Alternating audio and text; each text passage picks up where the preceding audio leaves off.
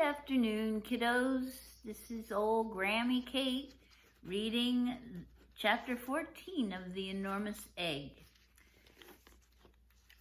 I hope everybody's well, and I can't wait to read this. A little later that morning, the District of Columbia Police Department called on the telephone. Dr. Zemer took the call and motioned me to listen in on the other telephone. It was a pretty unusual conversation, so I'll write it down here as close as I can remember it. Hello, Professor, the voice said. Excuse me. This is Captain Neely at the police station. We're just checking up on a report. A man came in early this morning with a crazy story about a big animal with horns. He said he was in his truck at Independence and 15th and saw this thing and thought it was some sort of a stuffed animal on wheels. But suddenly it turned around and belted the truck right over on its side. He said he climbed out the window and escaped and came in to report to us. He said he thought he saw someone riding on it. It looked like a kid, he said. Is that so? Dr. Zemer said very calmly. I wouldn't have bothered you, Professor, the voice went on, but the guy was perfectly sober, so we thought we'd better look into it. We went back to Independence and 15th, and there was his truck all right, but it was right side up. The man couldn't explain that, but he swore up and down that when he left, the truck had been on its side.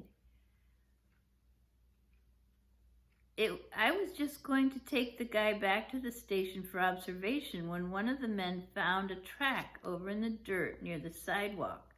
It was a great big track, about 14 inches long, with 4 toes on it. How could I lose my place? I've never seen anything like it. We called the zoo, and they said it sounded like the track of an oversized tortoise. But their tortoise hadn't escaped, and besides, they didn't think a tortoise could turn over a truck. I think they're right, Dr. Zemer said, but the zoo said to get in touch with you people at the museum. So I just wanted to ask if you had any idea what could have made that track.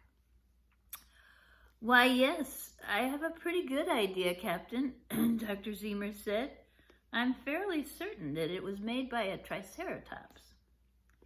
A what? The voice said. A triceratops, a kind of dinosaur. It has horns, just as the man said. All right, Professor, the captain's voice sounded a little sharp. The truck was tipped over this morning, not a million years ago. I know that, the doctor said. We heard the whole story from the boy who was riding the dinosaur. There was a kind of a pause at the other end of the telephone. Would you repeat that, Professor? I didn't catch what you said. I said we heard about it from the boy who was riding the dinosaur. Another pause. I'm sorry, Professor. All I can hear is something that sounds like the boy was riding the dinosaur. I guess our phone's on the blink. That's what I said, Dr. Zemer said patiently. We have a dinosaur, and the boy was out exercising it this morning when that incident occurred. Then there was an even longer pause. Finally, the police captain said, I'd better come over and see about this, and then hung up.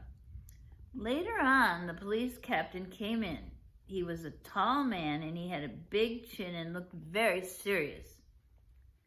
Dr. Zemer took him down in the basement and showed him Uncle Beasley. Holy smoke, the police captain said.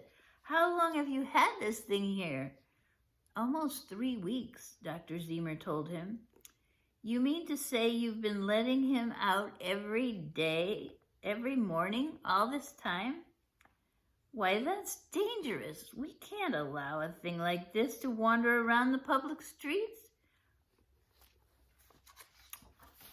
There was no injury or property damage this morning when that truck was tipped over, but you may not be so lucky. Next time, you'll have to keep this animal locked up. No more traipsing around loose after this. He frowned at Uncle Beasley through the gate and started to turn to go, but he turned around again quickly. And another thing, Professor. There's a district ordinance against stabling large animals inside the District of Columbia.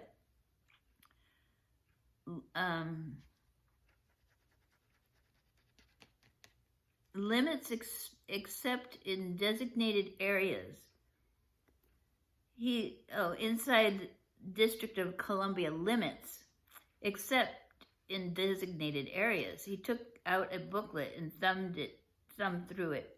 Cats and dogs, yes. Rabbits, hamsters, guinea pigs, white rats, under certain conditions. No horses,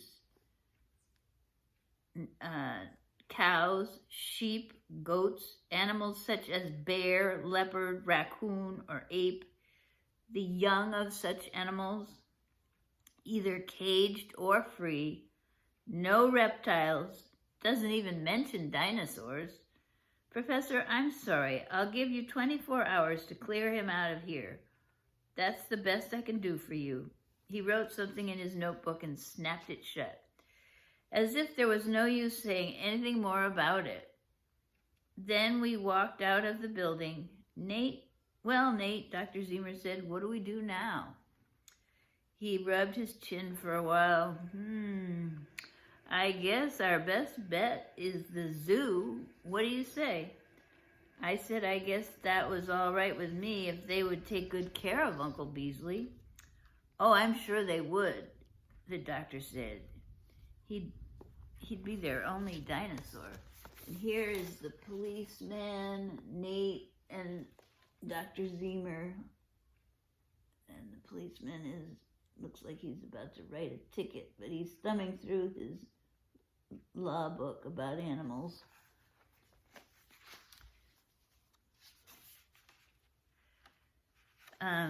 He'd be their prize exhibit, and nothing would be too good for him. I'll call Holmquist at the zoo. He's a good friend of mine. He talked on the phone for quite a while, and then he hung up and turned to me. Holmquist said they would be very happy to have the dinosaur. They lost an elephant a while back and have an empty pen. Oh, that's convenient. In the elephant house. It would be just the thing for him. Big indoor room, heated, large outdoor pen for warm weather. Much better than his quarters here. There's only one difficulty, he said. What's that? I said. The government. Dr. Zemer leaned his chin in his hand. There's a big economy drive on now. They do that every now and then, so there's a big squeeze on the Department of Interior, and especially on the National Park Service. That's where the National Zoological Park comes in. Their budget has been cut way down. That's why they still have an empty elephant pen. Elephants eat too much, and so do dinosaurs, Nate. Holmquist says he wants your dinosaur like anything, but he's worried about his budget. Excuse me. He said to bring him over anyway, and we'd hope for the best. The next morning, early, Michael Finney brought round the truck and backed it up to the door of the museum. We loaded Uncle Beasley on pretty gently because he weighed 3,176 pounds now and was over 17 feet long. And then we drove over to the National Zoological Park It was only about 2 or 3 miles, and we went up Connecticut Avenue and then turned off into Rock Creek Park. Then the truck climbed up the hill to the Elephant House, past a sign that said, "Lost articles and children will be taken to the Lion House." Whoa. I thought that was pretty rough on the children because it must be kind of easy to get lost in a big zoo like that. We drove around to the back of the Elephant House and Mr. Holmquist met us there. They had a ramp and they moved that up to the back of the truck, and we eased Uncle Beasley out backwards. It was slow work, but we finally managed it. Then I led him into the inner pen and showed him the water trough and the feed rack. Then I showed him around the outer pen.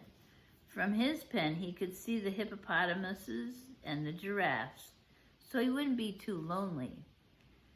The keeper put in a big pile of alfalfa and feed, and Uncle Beasley started right in on it. And here's a picture of him. There he is.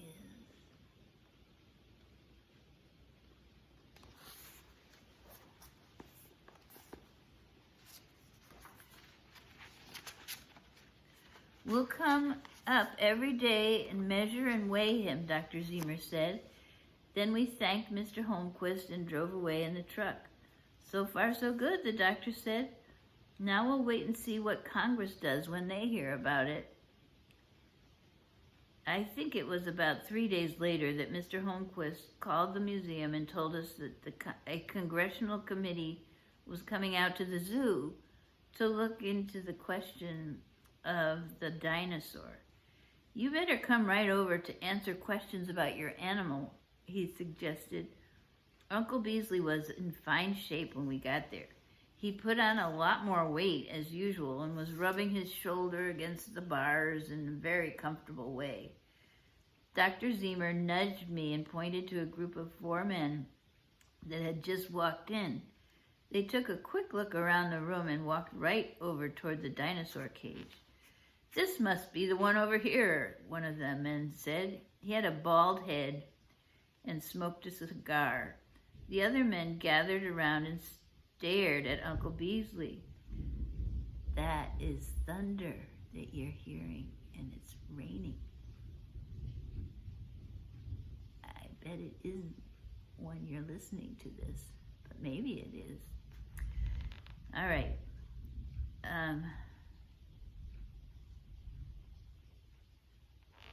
While we're stopped, I'll show you the picture of the bald man and his cigar.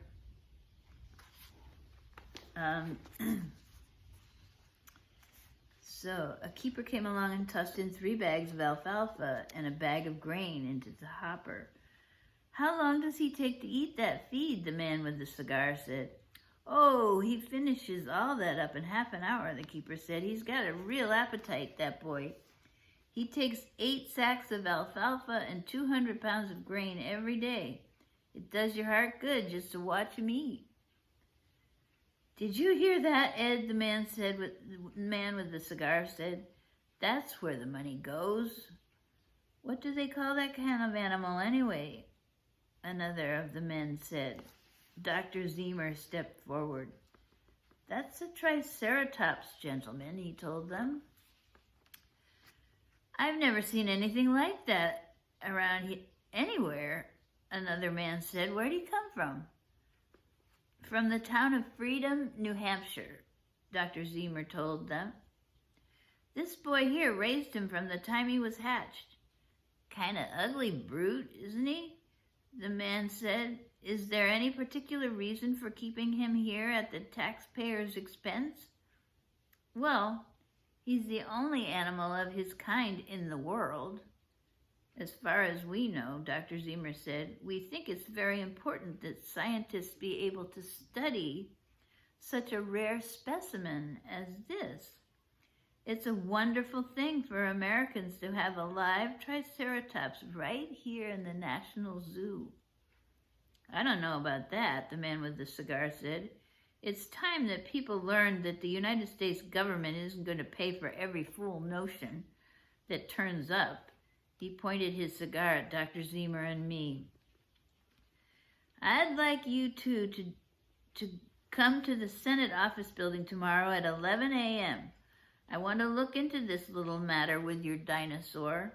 Senator Granderson's office. He turned around and walked out of the elephant house with the other men following. So that's Senator Granderson. And that's the end of chapter 14. And I hope you're all happy and well. I love you guys, and I will read to you soon again. Have a wonderful rest of your day. And if you're going to bed, sweet dreams. And until the next time, this is Grammy Kate saying goodbye.